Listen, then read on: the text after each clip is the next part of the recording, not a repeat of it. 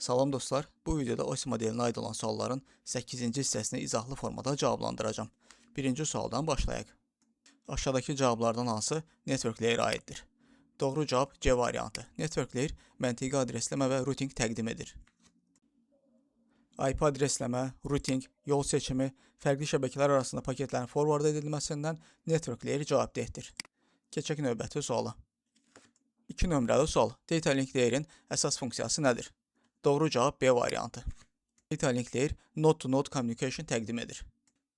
Başqa sözlə, data link layer eyni şəbəkədə birbaşa qoşulmuş cihazlar arasında etibarlı məlumat ötürülməsini təmin edir. Keçək növbəti suala. 3 nömrəli sual. OSI modelinin hansı layeri 2 dənə sub-layerdən ibarətdir? Doğru cavab C variantı data link layer. Data link layer LLC və MAC adlanan 2 dənə sub-layerdən ibarətdir. Keçək növbəti suala. 4 nömrəli sual. İstifadəçi proqramları ilə birbaşa qarşılıqlı əlaqədə olan OSI layeri hansıdır? Doğru cavab C variantı application. Application layer proqramların şəbəkə xidmətlərindən istifadə etməsini təmin edir. Keçək növbəti suala. 5 nömrəli sual. Network layerdə PDO necə adlanır? Doğru cavab C variantı paket.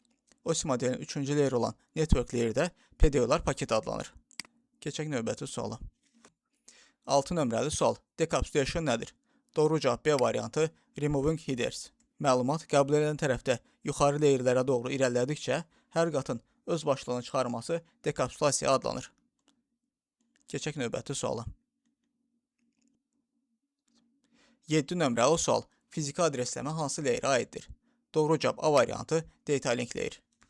Fiziki adreslərdən OSI modelinin 2-ci layer olan data link layerdə istifadə olunur. Fiziki adres deyərkən MAC adreslər nəzərdə tutulur. 8 nömrəli sual. Aşağıdakılardan hansı application layer protokolu deyil? Doğru cavab C variantı TCP. HTTP, SMTP və SNMP isə application layer protokoludur. TCP OSI modelinin 4-cü layerində işləyir. HTTPS, SMTP və SNMP isə OSI modelinin 7-ci layeri olan application layerdə işləyir. Keçək növbəti suala.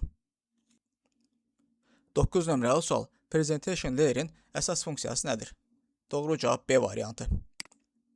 Datanın çevrilməsindən, şifrələnməsindən və sıxılmasından presentation layer cavabdehdir. 10 nömrəli sual. Presentation layerin hansı funksiyası şəbəkədə bandwidth-in daha səmərəli istifadə olunmasını təmin edir? Doğru cavab C variantı compression. Compression, yəni ki sıxılma, şəbəkə vasitəsilə ötürülən məlumatın həcmini azaldaraq bandwidth-in az istifadə edilməsinə kömək edir. Keçək növbəti suala. 11 nömrəli sual. Əlaqə qurmadan məlumat ötürən transport layer protokolu hansıdır? Doğru cavab B variantı UDP. UDP məlumat ötürülməsindən əvvəl əlaqə qurmur. TCP isə əlaqə qururdu. Keçək növbəti suala. 12 nömrəli sual. Aşağıdakılardan hansı TCP və UDP aiddir? Doğru cavab C variantı. TCP etibarlı və əlaqə quraraq məlumat ötürülməsini təmin edir. UDP isə daha az əlavə yükę malik olduğuna görə daha sürətli və əlaqə qurmadan məlumat ötürülməsini təmin edir.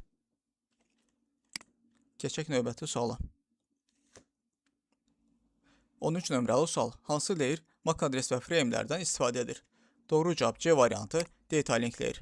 Frame və MAC adreslər OSI modelinin 2-ci layer olan data link layer aiddir. 14 nömrəli sual. Kabel növləri və ötürmə mühiti üçün hansı layer cavabdehdir? Doğru cavab C variantı physical layer. Kabel növləri, konnektorlar, siqnallaşdırma metodları və məlumatın ötürmə mühiti fiziki layerə aiddir. 15 nömrəli sual. Hansı application'un UDP protokolundan istifadə etmə ehtimalı daha yüksəkdir? Doğru cavab C variantı voice call. Azərbaycanca deyəsi olsaq, səsli zəng. Səsli zənglərdə əsas prioritet aşağı keçmədir. Müəyyən qədər paket itkisi problem yaratmır. OSI modelinə aid olan sualları izahlı formada cavablandırmağa çalışdım. Ümid edirəm ki, bu sualların izahı şəbəkəni daha yaxşı öyrənməyinizə kömək edəcək. Video sizin üçün faydalı oldusa, like etməyi, şərh yazmağı və dostlarınızla paylaşmağı unutmayın.